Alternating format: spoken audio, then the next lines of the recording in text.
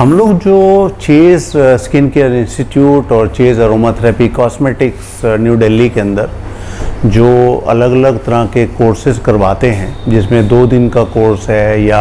एक comprehensive aromatherapy और body aesthetics के ऊपर हम लोग एक नंबर ऑफ क्लासेस देते हैं, जिसके थ्रू हम लोग स्किन, हेयर और बॉडी, यानी कि अगर हम चालू करें कि थ्रेडिंग, वैक्सिंग कैसे किया जाता है, उसका बेसिक नॉलेज तो नहीं देंगे, लेकिन कम से कम उसको नॉन एलर्जिक कैसे बनाया जाए ये हम लोग डिस्कस करते हैं। इसके अलावा हम लोग पूरा हेयर ट्रीटमेंट्स और इवन बॉडी स्पा, जिसके अंदर की हम लोग स्लिमिंग तक की यानी कि वेट लॉस तक की बातें करते हैं। उसके अंदर डिफरेंट एरोमाथेरेपी ऑयल्स किस तरह काम करते हैं और उसके लिए क्या अंदर के सिस्टम को क्लीन करने के लिए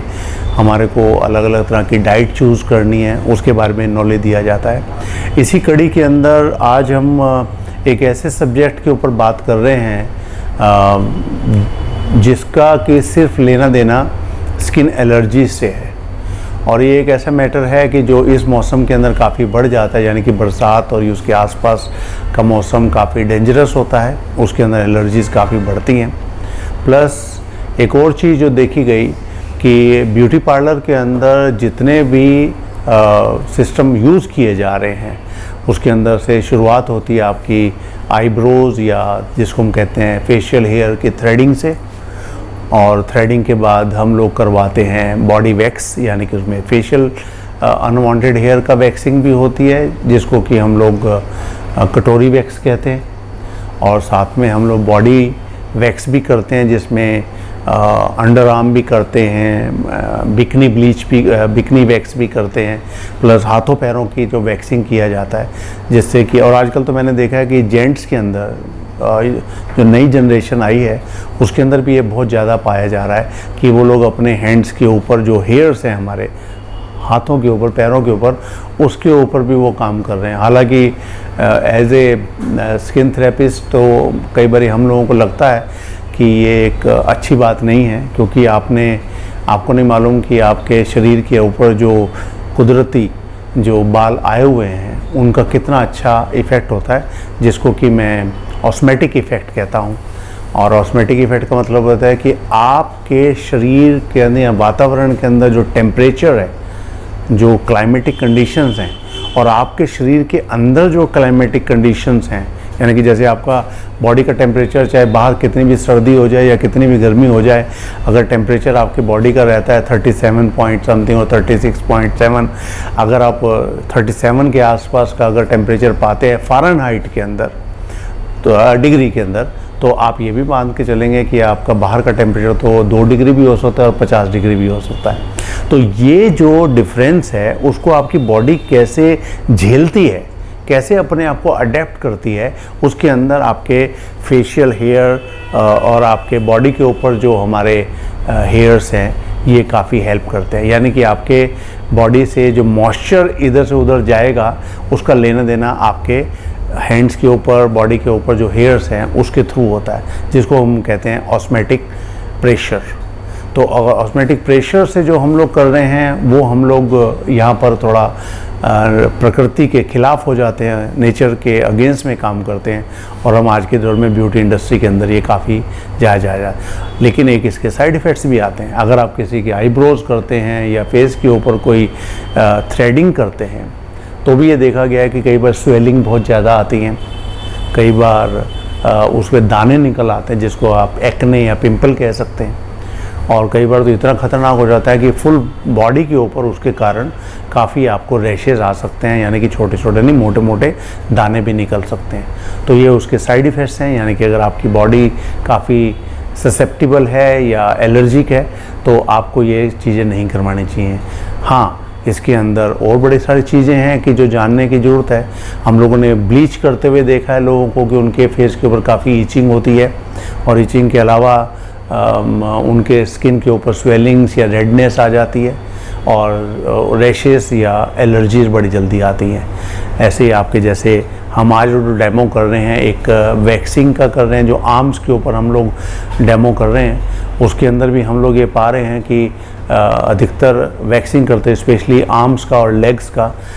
उस जगह पर काफ़ी एलर्जीज आती हैं और स्किन काफ़ी रेड हॉट हो जाती है। और रेड हॉट होने के अलावा उसके अंदर स्वेलिंग्स, और स्वेलिंग के अलावा आपके रैशेज़ या दाने निकलना बहुत आम समस्या है। और कई ऐसे लोग भी हैं कि इतनी एलर्जी की स्किन है उनका कि वो कहते हैं कि अगर एक बारी अगर मैंने वैक्सिंग करवाई है तो कई बार 3-3 महीने तक मेरी एलर्जी नहीं जाती है और उसके दाग बड़ी जल्दी पड़ते हैं। एरोमा थेरेपी वहाँ पर हमारी कैसे हेल्प करती है, ये एक बहुत बड़ा एक देन हो सकती है ब्यूटी इंडस्ट्री को, कि कैसे हम एरोमा थेरेपी की हेल्प लेके काम करते हैं। हमारे पास अलग अलग तरह की स्प्रे बॉटल्स हम बनाते हैं। जैसे इस स्प्रे बॉटल के अंदर मैंने अलग अलग एरोमा ऑयल मिक्स किए, जिसमें 1 गिलास ठंडा पानी लेकर इस बॉटल के अंदर, इसके अंदर मैंने पचौली ऑयल की 2 बूंदें और टी ट्री ऑयल की 2 बूंदें और आधा चम्मच डेड सी सॉल्ट मिलाया और इस स्प्रे बॉटल को मैंने शेक किया।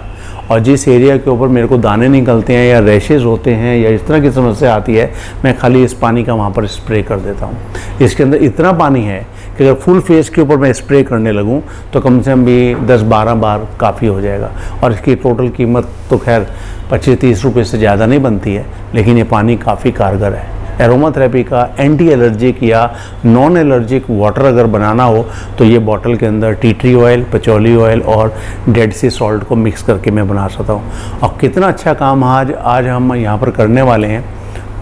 उसमें ये बॉटल सबसे ज़्यादा कारगर साबित होगी। ऐसे ही आपका थ्रेडिंग के अलावा वैक्सिंग के अंदर ब्लीच करने से पहले हर जगह आप इस बॉटल को यूज़ करेंगे। हाँ, इसके अलावा मैं एक बॉटल और यूज़ करता हूँ जिसके अंदर हम लोगों ने 1 गिलास ठंडा पानी लेकर इसके अंदर हमने 2 बूंदें नेरोली ऑयल का मिक्स किया है। नेरोली ऑयल वही है जो संतरे के फूलों से निकाला जाता है और मैं सिर्फ 2 बूंदें उसकी डालूंगा, इसको शेक करूंगा। और जिस इंसान के फेस के ऊपर या बॉडी के ऊपर कहीं भी एलर्जी हो चुकी है तो मैं अगर इसको ठंडा रख के अगर दिन में या 1 घंटे में 3 बारी उसके फेस के ऊपर स्प्रे कर दूं या उस एरिया पर स्प्रे कर दूं कि जहां पर उसको एलर्जी हुई है, चाहे वो दाने निकले हों, तो मैं ये मान के चलता हूं कि 1 घंटे के अंदर ना कि वो दाने सूखेंगे, सूखेगा मतलब है वो बैठ जाएंगे। दूसरा, जो स्वेलिंग आई हुई थी, जो स्किन रेड हॉट होगी, वो सारी भी हट सकती है। यानी कि ये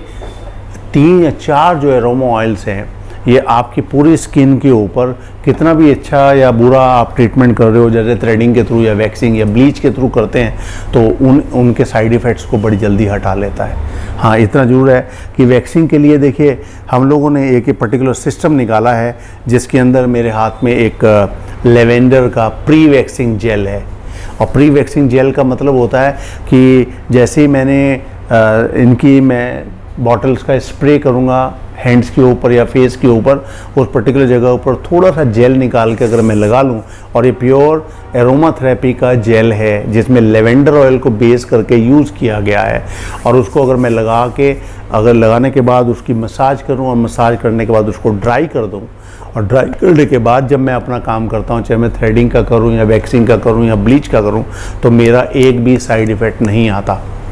तो एक ऐसे इंसान के ऊपर जो कि कहता है कि मैं 3 महीने तक वैक्सिंग नहीं करवा सकता, एक बार ही करवाने के बाद, उसके लिए सोचो कितना अच्छा इफ़ेक्ट हम लोग दे सकते हैं। हाँ, इसके साथ जो रैशेज़ ना हों तो बाद में क्या करते हैं, इसको कंट्रोल करने के लिए जब पूरी वैक्सिंग या ब्लीच या बाकी चीज़ें ख़त्म हो जाती हैं तो हमारे पास ये एक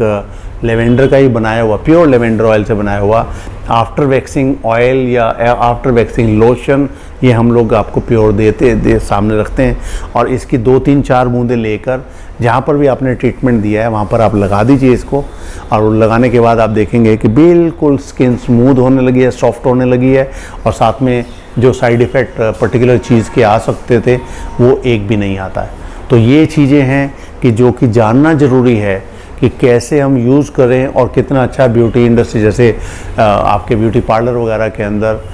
इफ़ेक्ट अच्छा ले सकते हैं। हाँ, आप अपने घर पर भी इस तरह के अगर आप काम करते हैं जिसमें लेवेंडर या कोई भी एरोमा ऑयल जो आपको सजेस्ट किया जाए उसको बेस करके अगर आप अपना ट्रीटमेंट करते हैं, इवन फेस वॉशेस आप लेते हैं, तो उनके इफ़ेक्ट्स इतने अच्छे होते हैं कि किसी भी तरह की एलर्जी, इवन आपके एक्ने, पिंपल, ब्लेमिशेस, उनसे आपको बचाया जा सकता है।